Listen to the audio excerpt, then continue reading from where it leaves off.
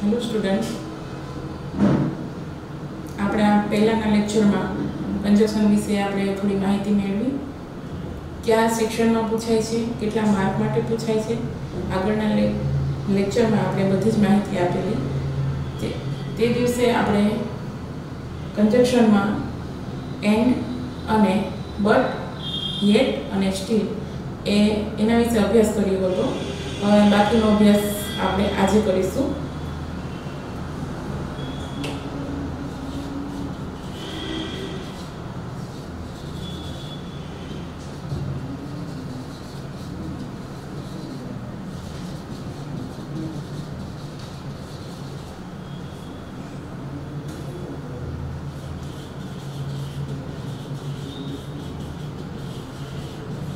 આપણે જોયું હતું કંજક્શન્સ એટલે સંયોજક.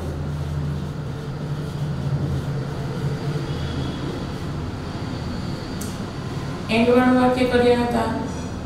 એન્ડ ક્યારે ક્યારે વાપરી શકાય એ કહ્યું હતું. બટ નો ઉપયોગ કર્યો હતો. યેટ, સ્ટીલ, ફરી પાછું એન્ડ એટલે અને, બે સમાન કરતા, ક્રિયાપદ, વિશેષણ અને કર્મને જોડી શકાય. આપણે એક્ઝામ્પલ શીખવાડ્યું હતું. Ganesh and Shiva are students.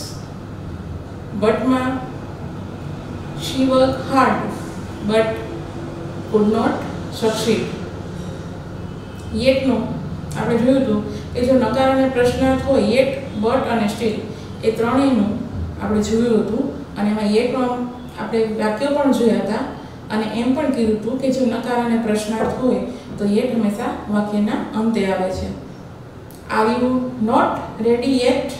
હજી સુધી તો તૈયાર નથી થઈ. બરાબર છે.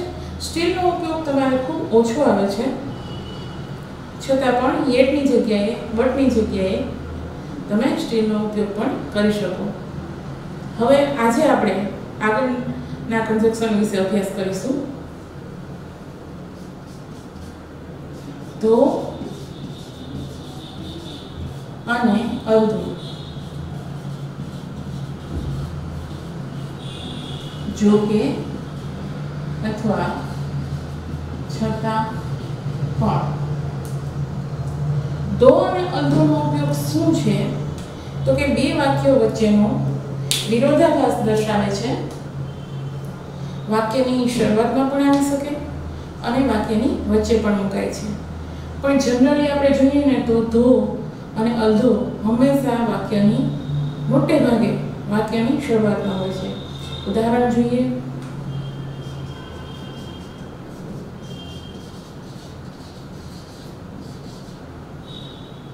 Though he is poor,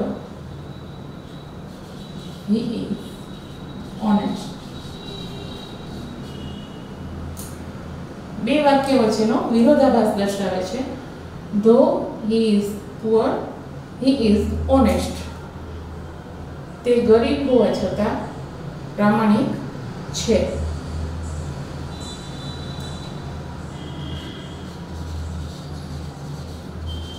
Though he worked hard,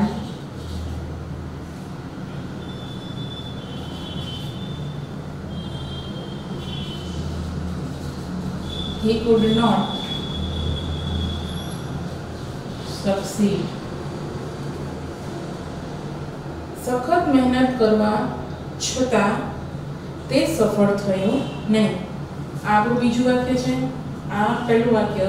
બંનેમાં તમે જોઈ શકો છો કે બે વાક્ય વચ્ચે વિરોધાભાસ દર્શાવેલો છે. તે ગરીબ છે છતાં પ્રામાણિક છે. તેણે સખત મહેનત કરી છતાં તે સફળ થયો નહીં. સખત મહેનત કરી હોય તો સફળ થવો જોઈએ. પુઅર છે તો ક્યારેક લાલચ થઈ જાય, સ્વાભાવિક છે. પણ નહીં, એ ઓનેસ્ટ છે, તે પ્રામાણિક છે.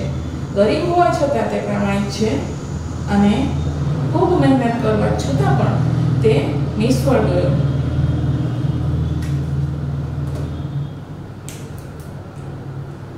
હવે એક અલ્ધોનું ઉદાહરણ જોઈ લઈએ.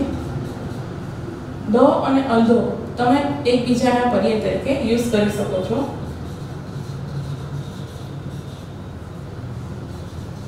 although he is old.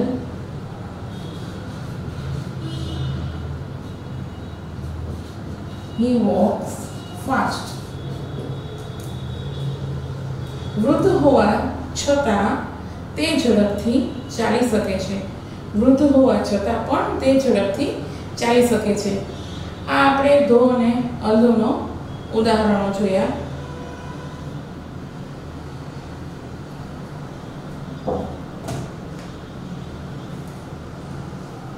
હવે આપણે નેક્સ્ટ કન્જક્શન ઓર વિશે અભ્યાસ કરીશું. ફરીથી સમજી લઈએ. ધો અલ્ધો, જો કે અથવા છતાં પણ બે વાક્ય વચ્ચેના વિરોધાભાસને દર્શાવે છે. બે વાક્યોમાં વચ્ચે પણ આવી શકે. અહીં સામાન્ય રીતે વાક્યની શરૂઆતમાં તેનો ઉપયોગ થાય છે.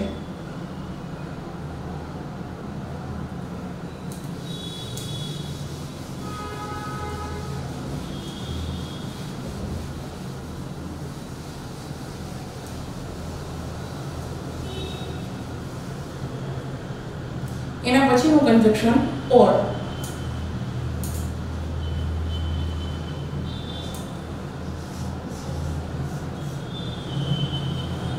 ઓર છે તેનું ગુજરાતી થશે અથવા.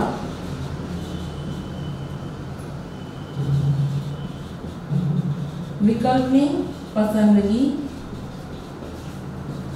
દર્શાવવા. આપણે જોઈએ છીએ ઓર છે એ અથવા તરીકે વપરાય છે. આપણે કહીએ ને કે ચા અથવા કોફી, લાલ અથવા કાળો, એમ વિકલ્પની પસંદગી કરવી હોય ત્યારે ઓરનો ઉપયોગ થાય છે. આપણે ઉદાહરણ જોઈએ.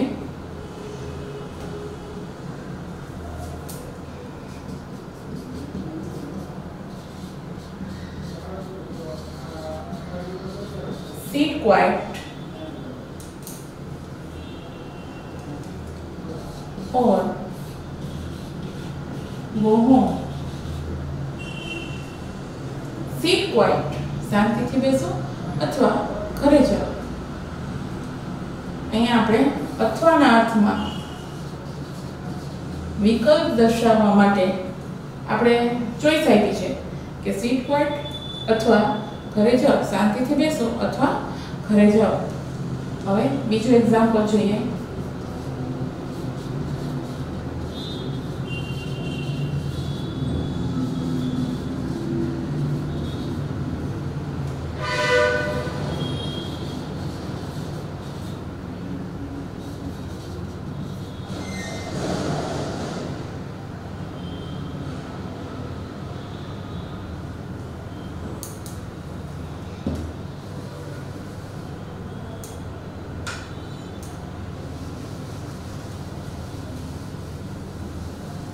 ફરીથી જોઈ લઈએ.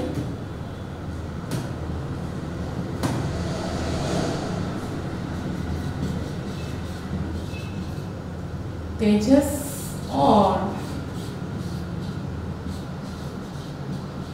Janice has made this mistake. આપણે જોઈ શકીએ છીએ તેજસ ઓર જેનિસ. તમને એમ થશે કે ટીચર અહીંયા બે નામ લખ્યા હોવા છતાં અહીંયા હેવ ને બદલે હેઝ કેમ મૂકેલું છે? વિચારો. હા, બરાબર.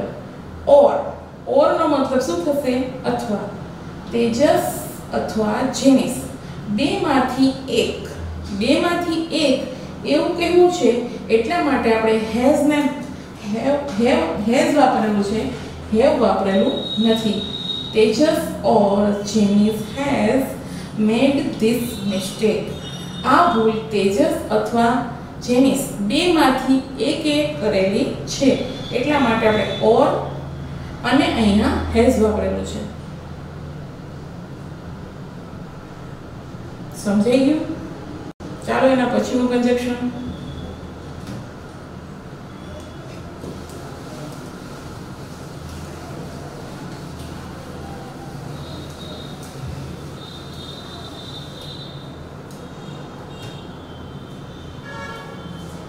પછીનું કન્જક્શન છે એ પણ ઓર જેવું જ છે, ઓર, otherwise, or else.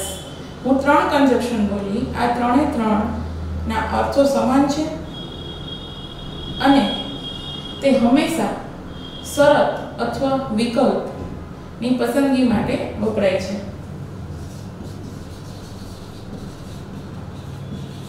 Otherwise, otherwise એટલે નહીતર.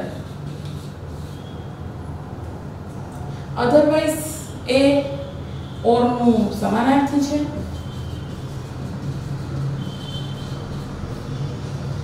અધરવાઇઝ છે ઓરનો સમાનાર્થી શબ્દ છે. બે વાક્ય આમ કરીશ તો આમ થશે. શરત, પરિણામ અને વિકલ્પ ત્રણેય સૂચવે છે. શરત, પરિણામ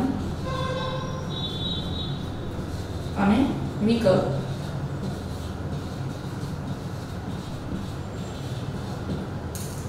શરત પણ સૂચવે છે કે આમ કરવા માટે આમ કરવું પડશે.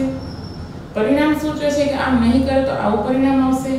વિકલ્પ સૂચવે છે કે આમ નહીં કરે તો આમ કરવું પડશે. અધરવાઇઝ, ઓર અને ઓર એલ્સ. ઓર એલ્સ નો ઉપયોગ આપણે જોઈશું એટલે પણ નહીંતર જ થશે. આ 3 શબ્દ છે કન્જક્શન્સ આપણા, એ ત્રણેય નહીંતર અથવા વિકલ્પ સૂચવવા માટે સમાનાર્થી, એકબીજાના સમાનાર્થી છે. ઉદાહરણ જોઈએ.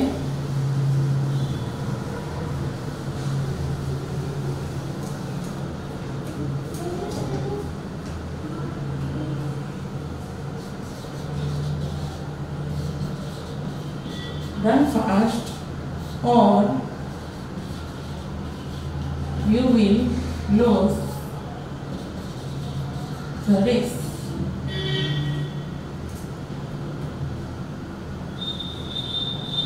અહીંયા આપણે ઓર નો ઉપયોગ કર્યો. વાક્ય તો આપણે અધરવાઇઝ ના શીખીએ છીએ.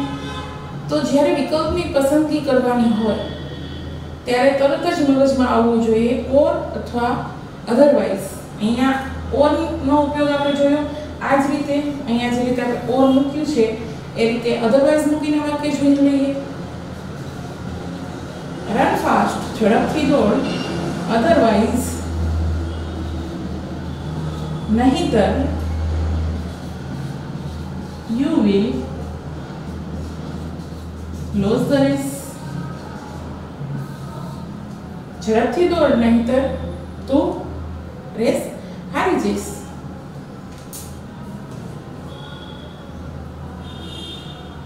અહીંયા રન ફાસ્ટ એવું કહે છે કે ઝડપથી દોડ. ઓરનો ઉપયોગ જોયો, અધરવાઇઝ નો ઉપયોગ જોયો. હવે અન્ય એક ઉદાહરણ જોઈએ.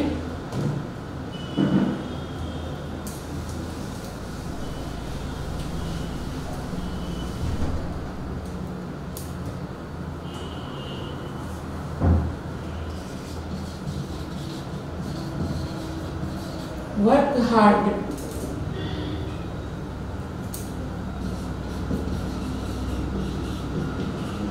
Otherwise,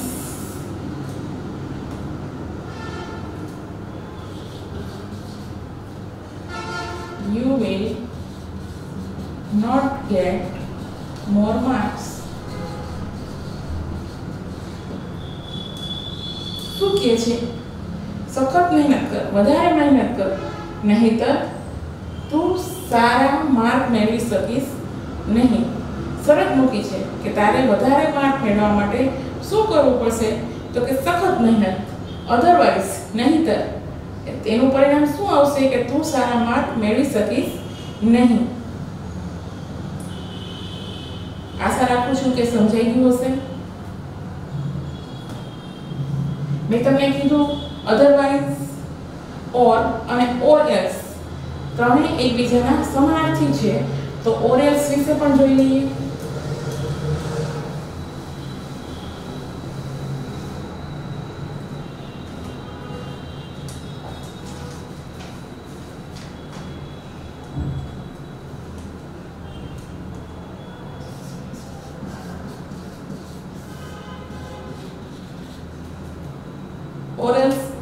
જેમ અધરવાઇઝ એટલે નહીંતર, એવી જ રીતે ઓર એલ્સ એટલે પણ નહીંતર. વિપરીત અસર, પરિણામ કે શરત ચૂકવે છે, જેમ આપણે અગાઉ ચર્ચા કરી તેમ.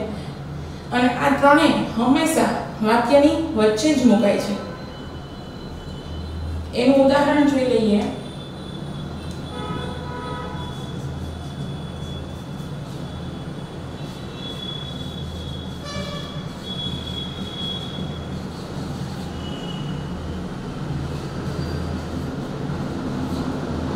or else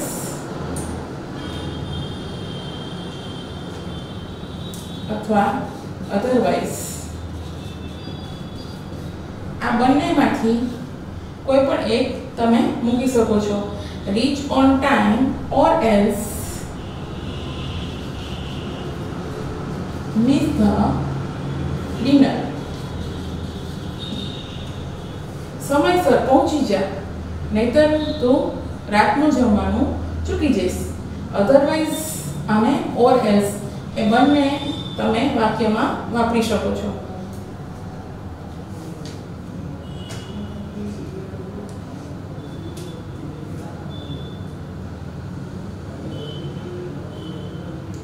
આશા રાખું છું સમજાઈ જ ગયું હશે.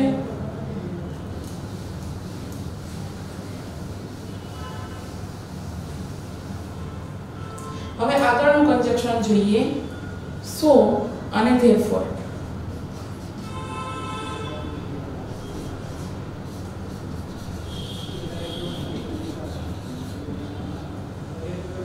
સો અને therefore માટે અથવા તેથી, કારણ અને પરિણામ દર્શાવે છે.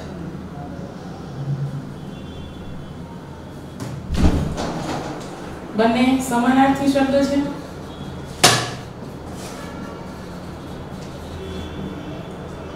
આ બંને સમાનાર્થી શબ્દ છે. કારણ અને કારણનું પરિણામ સૂચવે છે.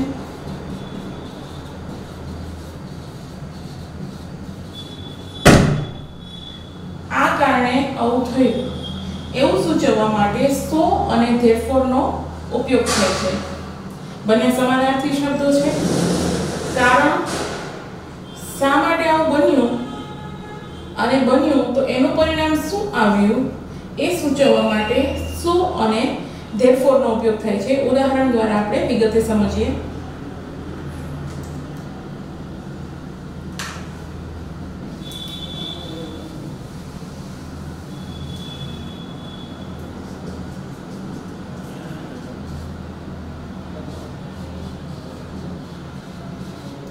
Chris was brave. Brave એટલે બહાદુર.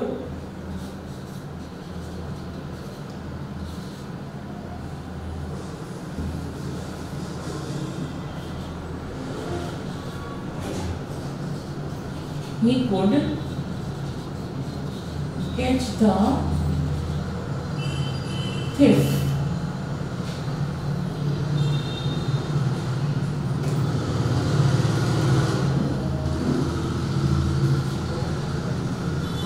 ક્રિશ બહાદુર હતો એટલા માટે તે ચોરને પકડી શક્યો. હવે આ વાક્યમાં આપણે સો અને therefore નો ઉપયોગ કરીએ. ક્રિશ બહાદુર હતો એ કારણ છે અને he could catch the thief એ એનું પરિણામ છે. કારણ અને પરિણામ બંને જેમાં સૂચવાય છે તેમાં સો અને therefore નો ઉપયોગ થાય છે. આપણે વાક્યને લખીને સમજીએ. Chris was brave.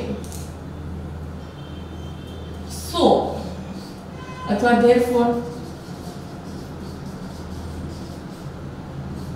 he, full stop પણ નીકળી જશે.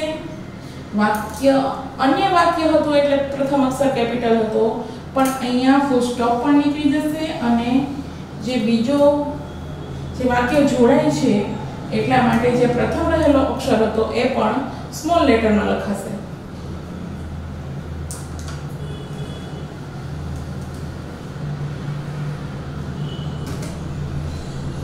So he could catch the thief. Krish બહાદુર હતો તેથી તે ચોરને પકડી શક્યો. હવે બીજું એક્ઝામ્પલ જોઈએ.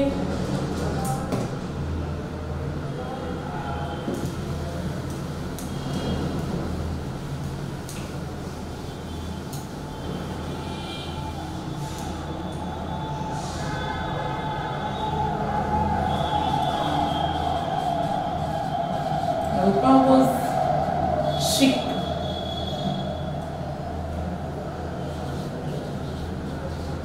She could not attend the party.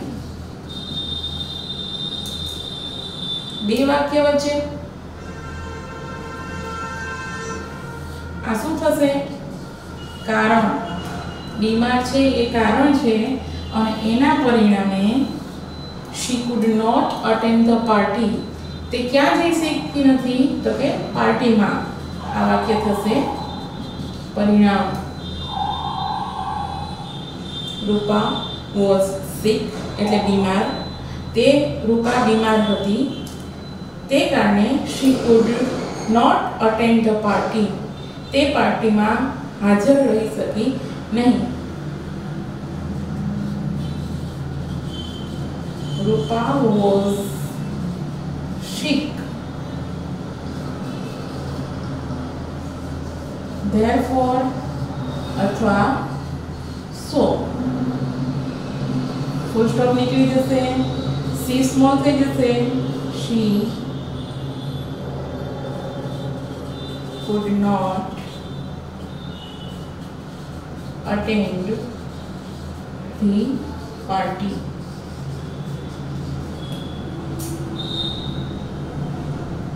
સાવ સહેલું છે. માત્ર ને માત્ર કારણ અને પરિણામ તમે સમજી શકો છો. પછી બે વાક્યને આપણે જોડીએ છીએ કન્જક્શનની મદદથી. એટલે અમુક જે સામાન્ય ફેરફારો છે તે પણ આપણે કરશું અને વાક્યને therefore અને so થી જોડી દઈશું. હવે આગળનું કન્જક્શન જોઈએ.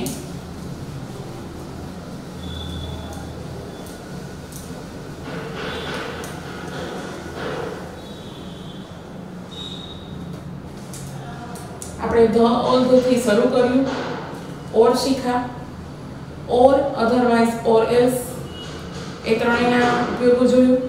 હવે એના પછી આપણે બીકોઝ સમજશું.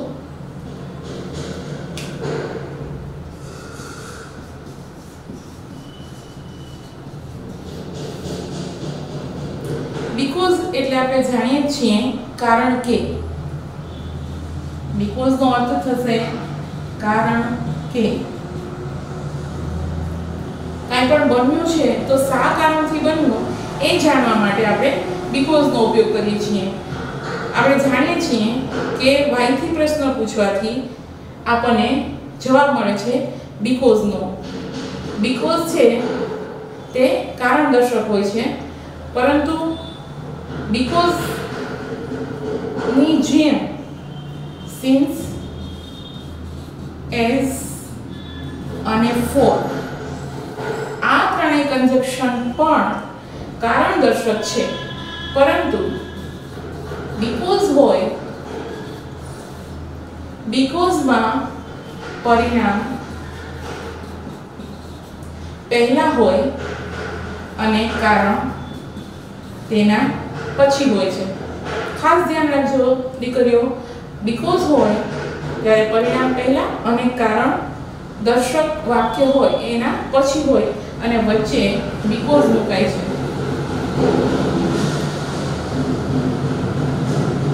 જ્યારે સિન્સ, એઝ, ફોર નો ઉપયોગ તમારે બહુ ઓછો આવે છે, પરંતુ સિન્સ અને એઝ એ જનરલી વાક્યની શરૂઆતમાં મુકાય છે અને કારણ દર્શક હોય છે. મતલબ કે કારણ પહેલા અને પરિણામ પછી.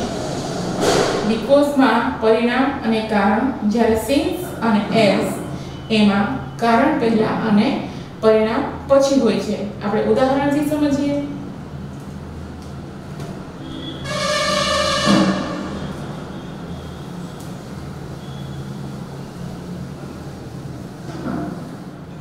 એક બીકોઝ નું ઉદાહરણ લઈએ એટલે તમને ઝડપથી સમજાઈ જાય.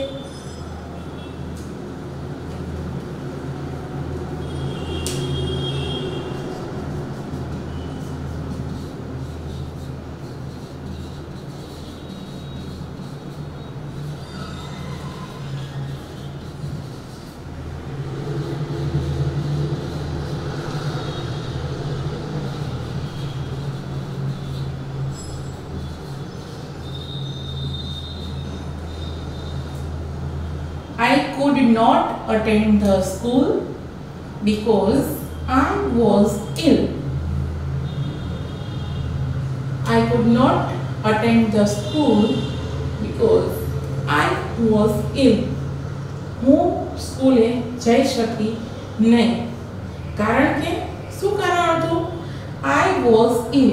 કારણ કે હું બીમાર હતી એ કારણે હું સ્કૂલે જઈ શકી નહીં. પરિણામ પહેલા સ્કૂલે ન જવું તે અને એના કારણ સ્વરૂપે બીમાર હોવું તે. એટલે વચ્ચે શું આવ્યું? બીકોઝ. બીકોઝ એટલે આપણે જાણીએ છીએ શું થશે? કારણ કે. હવે મેં તમને કીધું હતું કે સિન્સ અને એઝ એ પણ કારણદર્શક શબ્દો છે, સંયોજકો છે, કારણદર્શક સંયોજકો છે, પરંતુ જનરલી એ વાક્યની શરૂઆતમાં હોય અને બીકોઝ છે એ જનરલી વાક્યની વચ્ચે જ આપેલું હોય. I could not attend the school because I was ill. હું સ્કૂલે જઈ શકી નહીં કારણ કે હું બીમાર હતી. હવે સિન્સ નું ઉદાહરણ જોઈએ.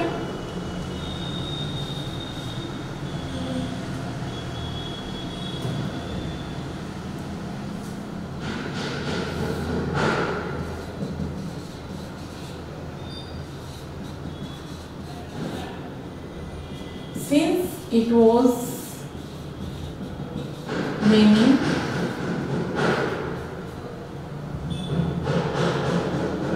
all could not go out. Since it was raining, આપણે જાણીએ છીએ કે since છે તે જનરલી આપણે કીધું એમ વાક્યની શરૂઆતમાં આવશે. છે તો એક કન્જક્શન જ, પરંતુ વાક્યની શરૂઆતમાં આવશે since it was raining. વરસાદ આવતો હતો એના પરિણામ સ્વરૂપે. કારણ પહેલા છે, પરિણામ પછી છે. all could not go out. કોઈ બધા બહાર જઈ શક્યા નહીં. ફરીથી સમજીએ. since એ પણ કારણદર્શક કન્જક્શન છે, સંયોજક છે. it was raining, વરસાદ આવી રહ્યો હતો એટલે કોઈ બહાર જઈ શક્યું નહીં, પરંતુ તે વાક્યની શરૂઆતમાં છે, કારણદર્શક છે. પહેલા કારણ આવશે પછી પરિણામ આવશે. બીકોઝ ની અંદર સિન્સ માં આપણે પહેલા પરિણામ આવશે કે વરસાદને લીધે કોઈ બહાર જઈ શક્યું નહીં. પહેલા કારણ હશે પછી પરિણામ હશે. આમાં પહેલા પરિણામ હશે અને અંતે કારણ હશે. હવે બીજા ઉદાહરણો જોઈએ.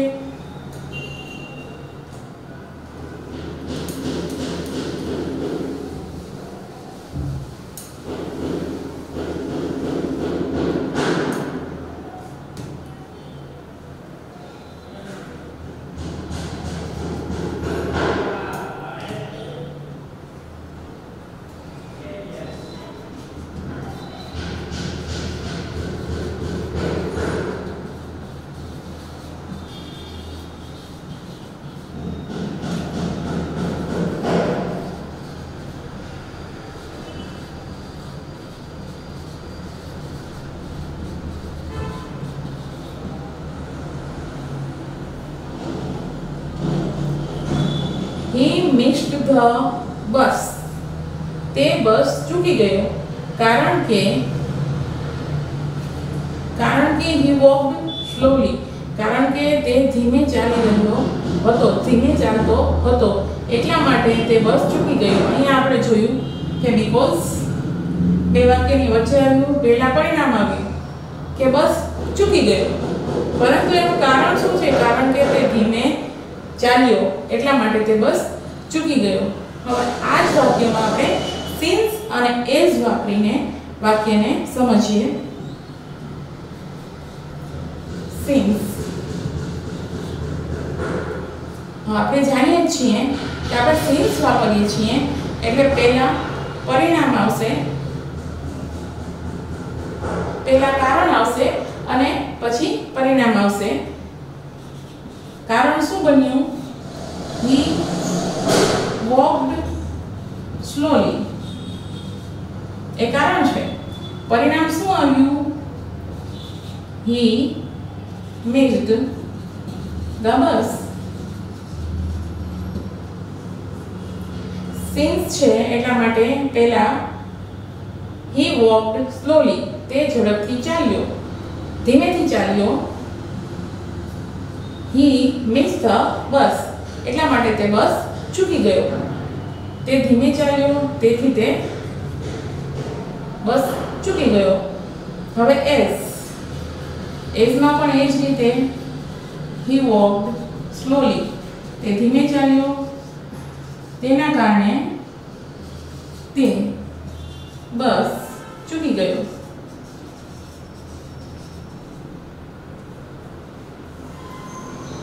ધીમે ચાલવાને લીધે તે બસ ચૂકી ગયો. ધીમે ચાલવાને કારણે તે બસ ચૂકી ગયો. અહીંયા બીકોઝ, સિન્સ અને એઝ એ ત્રણેયનો ઉપયોગ કરી આપણે વાક્યને સમજીએ.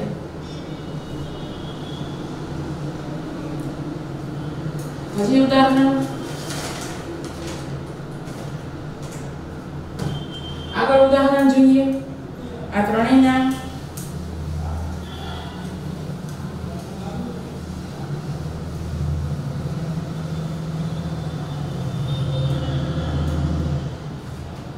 એક ઉદાહરણ જોઈએ.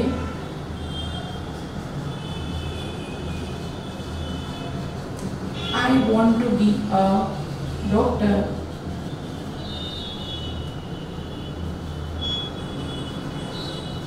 I have to choose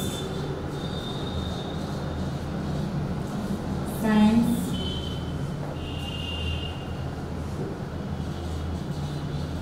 stream.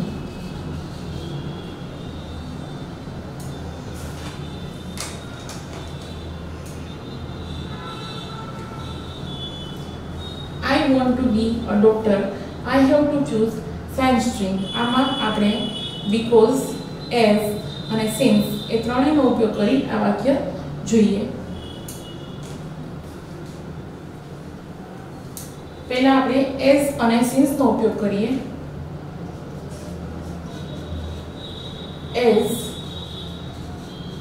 I want to be a doctor. I have to choose science stream. અહીંયા આપણે એઝ નો ઉપયોગ કરી આ વાક્ય બનાવ્યું. હવે આ જ વાક્ય આપણે સિન્સ ની મદદથી બનાવશું. Since I want to be a doctor.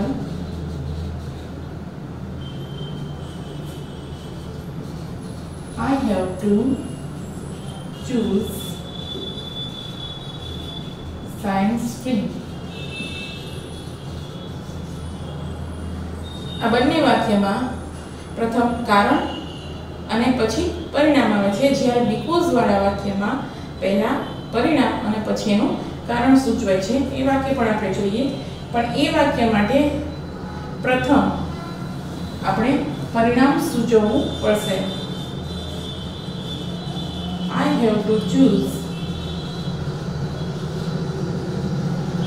science stream because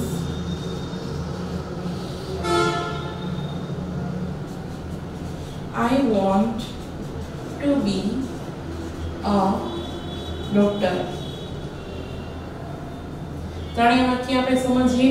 as અને સિન્સ જનરલી વાક્યની શરૂઆતમાં મુકાય છે, પરંતુ ક્યારેક એવું પણ બને કે બીકોઝ પણ વાક્યની શરૂઆતમાં આવી શકે, પણ એના માટે પહેલા પરિણામ હોય અને પછી કારણ હોય, એટલે બીકોઝ વાળું વાક્ય પછી હંમેશા કારણ આપેલું હોય તો એ રીતે આપણે વાક્યને લખવું પડશે.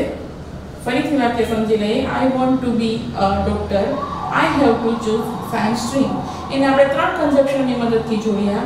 As I want to be a doctor, I have to choose science stream.